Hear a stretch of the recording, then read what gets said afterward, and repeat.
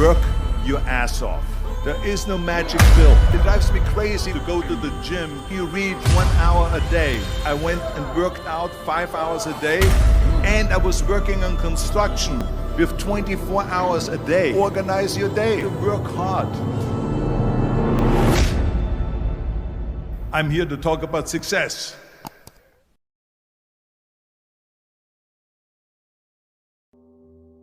I went to college. I went and worked out 5 hours a day, and I was working on construction because in those days in bodybuilding there was no money. I didn't have the money for food supplements or anything, so I had to go to work. So I worked on construction. I went to college. I worked out in the gym, and at night from 8 o'clock at night to 12 midnight I went to acting class 4 times a week. So I did all of that. There was not one single minute that I wasted.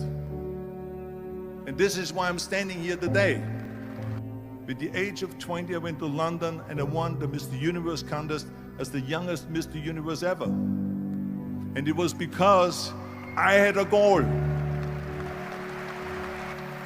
You see, if you don't have a vision of where you go, and if you don't have a goal where you go, you drift around and you never end up anywhere. 74% hate their job in America. The majority of people don't like what they're doing because they're really not doing it because they didn't have a goal and they followed this goal. They just aimlessly drift around, and then all of a sudden there's a job opening, so they get that job because you have to work. But then when you work, it's a chore. It's work. It's not fun. So if you think about, only a quarter of the people really enjoy what they're doing in life. So people always ask me, when they saw me in the gym in the pumping iron days, they say, why is it that you're working out so hard? 5 hours a day, 6 hours a day, and you have always a smile on your face. The others are working out just as hard as you do, and they look sour in the face. Why is that? And I told people all the time, I said, because to me, I'm shooting for a goal. In front of me is the Mr. Universe title. So every rep that I do gets me closer to accomplishing that goal, to make this goal, this vision, turn into reality. Every single set that I do, every repetition, every weight that I lift will get me a step closer to turn this goal into reality. So I couldn't wait to do another 500-pound squat. I couldn't wait to do another 500-pound bench press. I couldn't wait to do another 2,000 reps of sit-ups. I couldn't wait for the next exercise. So let me tell you something, visualizing your goal and going after it makes it fun. You got to have a purpose no matter what you do in life. You got to have a purpose.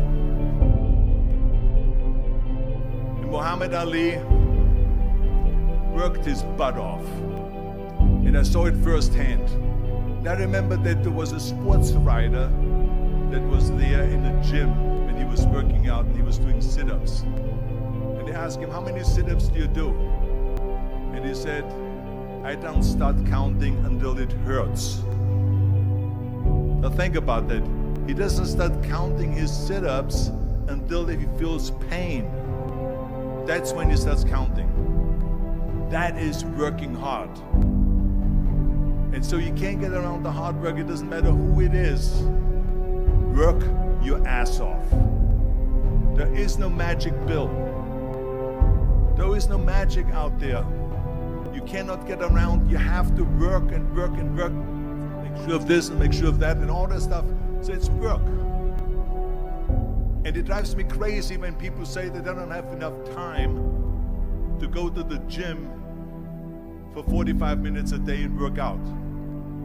Or to do something for 45 minutes to an hour a day to improve. If it is physically improve or if it is mentally to improve. Imagine you read 1 hour a day about history. How much you will learn after 365 hours in 1 year. Think about if you study about the history of musicians, of composers, how much you would know. Imagine if you would work on a business, on some business that you want to develop every day for an hour. Imagine how further along you will go and get. So it drives me nuts because when people say we don't have the time, we have 24 hours a day. We sleep 6 hours a day, so that gives you still 18 hours. So there's someone shaking their head out here in front. They say probably, I don't sleep 6 hours, I sleep 8 hours, right? Or just sleep faster. So we have 18 hours a day. The average person works around 8 to 10 hours. So let's assume it's 10 hours, so we have 8 hours left. Then you travel around an hour a day, maybe 2 hours a day. So now you have still 6 hours left. So what do you do with these 6 hours? What do you do with these 6 hours? Then we eat a little bit, then we schmooze a little bit, talk a little bit to people and all that stuff. But you can see how much time there is available if you organize your day. So you got to work hard. I hate plan B. And I tell you why. Because we have so many doubters, as I've said earlier, the no-sayers. We have so many of those people that say no and you can't do it, that's impossible. That is okay because we just turn off, as I said earlier, and we listen and we hear the no being a yes. You can't do it, you can do it, and all of that. So that is possible to do that amongst all the negative people around you. But when you start doubting yourself, that's very dangerous. Because now what you're basically saying is that if my plan doesn't work, I have a fallback plan, I have a plan B. And that means that you start thinking about plan B, and every thought that you put into plan B, you're taking away now that thought and that energy from plan A.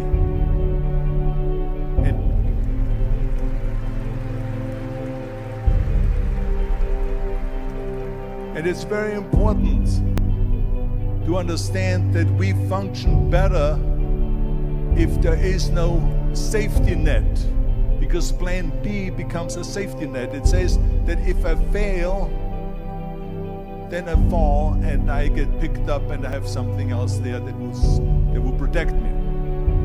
And that's not good, because people perform better when there's no safety net. People perform better in sports and everything else if you don't have a plan B. I'm telling you, I've never ever had a plan B.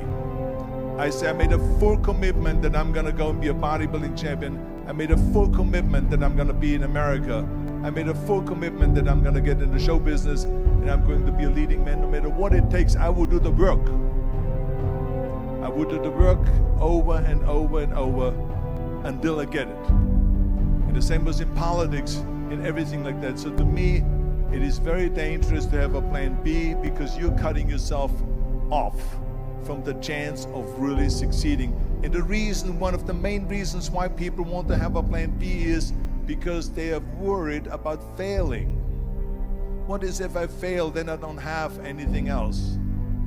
Well, let me tell you something, don't be afraid of failing, because there's nothing wrong with failing. You have to fail in order to climb that ladder. There's no one that doesn't fail. Michael Jordan said in one of his interviews, when they said, "You're unbelievable, you're the greatest basketball player of all times." I mean, tell me about that. And he says, well, you're just mentioning the successes. But he says, for me to become the greatest basketball player, I missed 9,000 shots when I was playing basketball at the NBA games. So during these games that he was so successful, he missed 9,000 shots. Does it make him a failure? No. He's one of the greatest basketball players of all times, but he failed 9,000 times. Do you get it? We all fail. It's okay.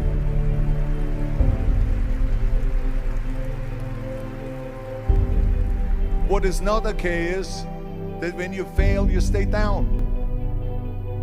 Whoever stays down is a loser. And winners will fail and get up, fail and get up, fail and get up. You always get up. That is a winner. That is a winner. I failed in bodybuilding. I lost bodybuilding competitions. I lost powerlifting competitions. I lost weightlifting competitions. I had movies that went in the toilet and that were terrible and got the worst reviews. And in politics, I remember I had many of the initiatives on the ballot, and we lost. My approval rating in California went down to 28%, and then it went back up again, and I won again the governorship. Hey, we all lose.